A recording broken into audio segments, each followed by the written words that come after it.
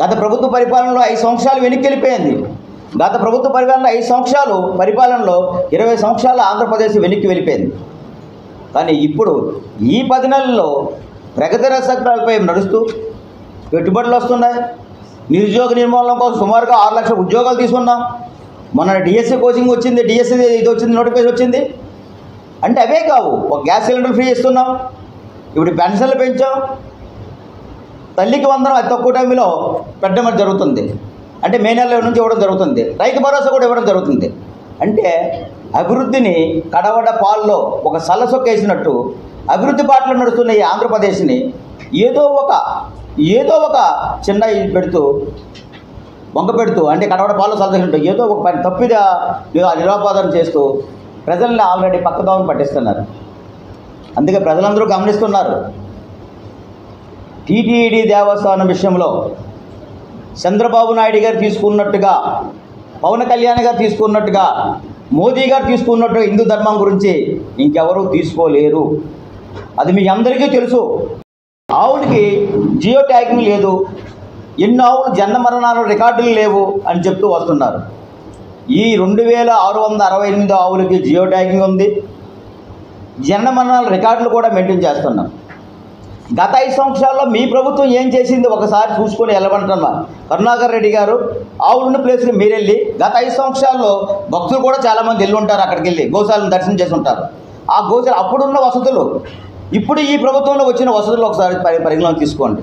పరిశుభ్రత విషయంలో కానీ, డీసింగ్ విషయంలో కానీ, ఆవుల విషయంలో కేర్ తీసుకునే విషయంలో కానీ ఒకసారి పరిగణలో తీసుకోవాలని కోరుతున్నాను.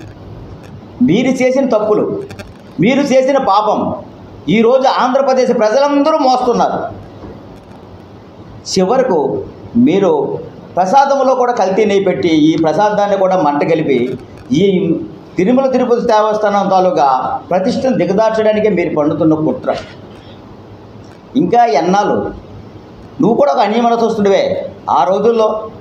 మరి మీ సీఎం కూడా ఒక అన్యమనతోస్తుండే కాబట్టి ఆ రోజుల్లో మిమ్మల్ని అక్కడ టీటీడీ చైర్మన్గా పెట్టమని జరిగింది.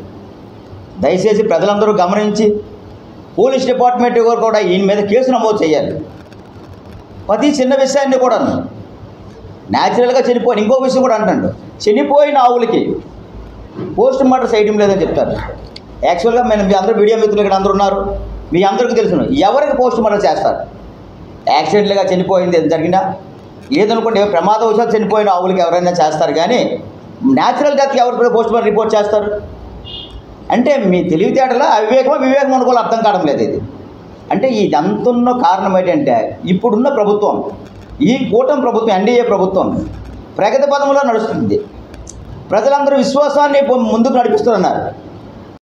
హయాంలో జరిగిన ప్రతి చిన్న విషయాన్ని కూడా కప్పిపుచ్చుకోవడానికి ఈరోజు ఇప్పుడున్న ప్రభుత్వం మీద మంట కలుపుతూ వస్తున్నారు.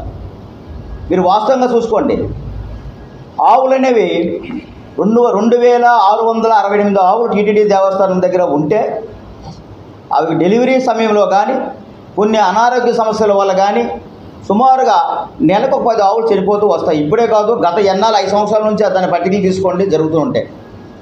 ఈ 4 నెలల్లో ఒక 40 ఆవుల వరకు చనిపోయాయి. దానికి కారణం ఏంటి? డెలివరీ సమయంలో ప్రాబ్లం రావడం కానీ, ఆరోగ్య సమస్యల్లో కానీ, లేకపోతే ఇంకో విధంగా కానీ జరుగుతుంది. ఇప్పుడే కాదు, గత 10 సంవత్సరాల నుంచి జరుగుతూనే వస్తాయి. ఎవరైనా సరే ఇప్పుడు అది జరుగుతుంటుంది. కానీ ఆయన చెప్పేది ఏంటి?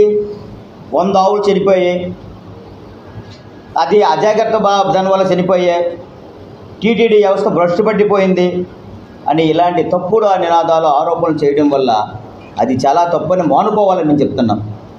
మొన్నటిది పెట్టారు, నిన్న ఆయన లేదో చేశారు. సరే, అందరికీ నమస్కారం. మళ్ళీ నిన్న భూమన కరుణాకర్ రెడ్డి గారు ఒక కొత్త పథకానికి తెరలేపారు. కొన్ని ప్రపంచ దేశాల్లో కోట్ల మంది టీటీడీ దేవస్థానం మీద ఉన్న, ఇంతకుముందు ఆయన చైర్మన్గా చేశారు, మీ అందరికీ తెలిసిన విషయం. ఆయన కాలంలో జరిగిన అవినీతి, ఆయన కాలంలో ఎంత జరిగింది తెలుసు. డాలర్స్ నుంచి, టిక్కెట్ల కుంభకోణం నుంచి, టీవీల కుంభకోణం నుంచి, మొత్తం టోటల్ ఏది తీసుకున్నది ప్రసాదం నుంచి కూడా ఆయన కాలంలోనే జరిగింది ఇవన్నీ. అసలు టీటీడీ వ్యవస్థను పూర్తిగా బస్టుపట్టడానికి గల కారణం ఆయనే.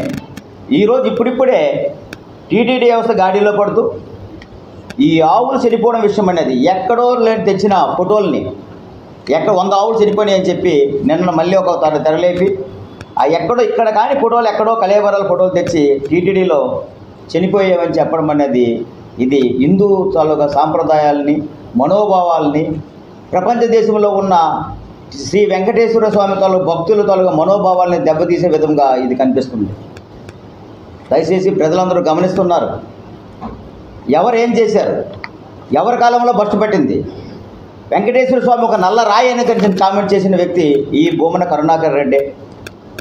ఈ భూమన కరుణాకర్ రెడ్డి కూతురు పెళ్లి కూడాను క్రైస్తవులతో మ్యారేజ్ చేయడం జరిగింది. అన్ని మతాలు మన సమానమే. మన దేశం అన్ని మతాలతో కూడుకున్న దేశం. ఏ రూపాన్ని కొలిసినా దేవుడు ఒకడైనా మనం కోరుకున్న మతంతో వచ్చిన.